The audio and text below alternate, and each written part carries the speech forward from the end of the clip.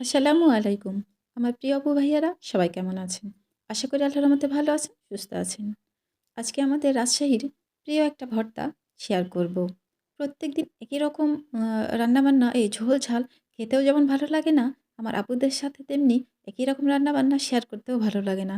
কিন্তু ওই যে কিছুই করার নেই, আমাদের মধ্যবিত্ত পরিবারের মানুষের অনেক বাধা, অনেক বিপত্তি, অনেক সমস্যা।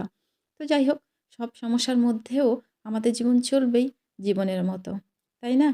তো আমি এইজন্যই ভাবলাম যে সেই ভর্তাটাই আমি আজকে শেয়ার করি। তবে কি আমি ওই ভর্তাটা নিজে কখনো করি নাই। ২-১ বার অন্য কারো হাতের খেয়েছি। তো আজকে সেটাই ট্রাই করব নিজেই। দেখি কেমন লাগে। তবে যেরকমভাবে খেয়েছি আমি কিন্তু সেরকমভাবে ট্রাই করব না। একটু অন্যরকম করে আমার মতো করে করব। তো যাই হোক, আমি আজকে রুই মাছ রান্না করব। তো রুই মাছ ভেজে নিলাম আর অফ ক্যামেরায় রুই মাছটা একটু মাখো, মাখো করে রান্না করে নিলাম। আর সে রাজশাহীর প্রিয় ভর্তা হচ্ছে কুমড়ো বড়ি ভর্তা। আমাদের আত্রাইতে কিন্তু এই বড়িকে কুমড়ো বড়ি বলে। আর এখানে শুধুই বড়ি বলে। তো আজকে আমি বড়ি ভর্তা শেয়ার করব। আর এই বড়ি ভর্তার জন্য কিন্তু শুরুতেই আমি শুকনো মরিচ ভেজে নিচ্ছি। আর আজকে যা করব সম্পূর্ণ সরিষার তেলেই করব। তো সরিষার তেলে কিন্তু শুকনো মরিচগুলো আমি ভেজে নিয়ে নিলাম। নিয়ে সেই সরিষার তেলেই আমি দিয়ে দিচ্ছি পেঁয়াজ, রসুন আর ২ টা কাঁচামরিচ। এগুলো হালকা ভেজে নিব। তো আমার প্রিয় আপু ভাইয়ারা ভিডিওটা দেখা শুরু করার আগেই লাইক দিয়ে দেখা শুরু করবেন। আর প্লিজ ছোট্ট একটা ভিডিও ফুল ওয়াচ করার চেষ্টা করবেন। আমি কিন্তু কোনো বাধকতা দিচ্ছি না। তবে একটু চেষ্টা করতে বলছি। চেষ্টা করলেই কিন্তু অনেক কিছুই সম্ভব। তো এখানে আমি আবার পেঁয়াজ, রসুনগুলো হালকা ভেজে নিলাম।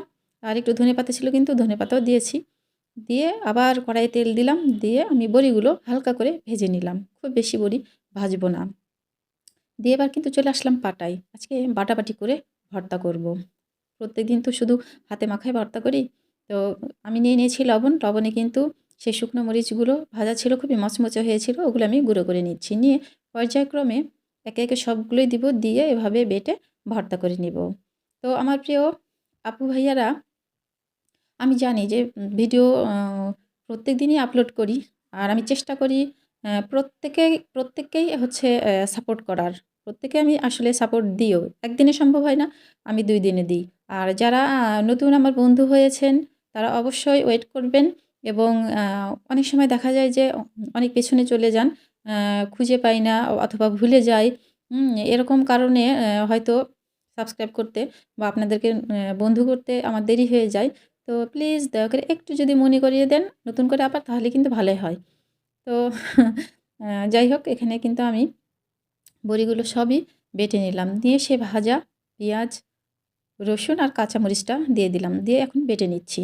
আর আজকে কিন্তু আমি সব বড়ির ভর্তা করব না। যদিও ভেজে নিয়েছি। কিছু ভর্তা করব আর কিছু ভাজা বড়িগুলো রেখে দিব।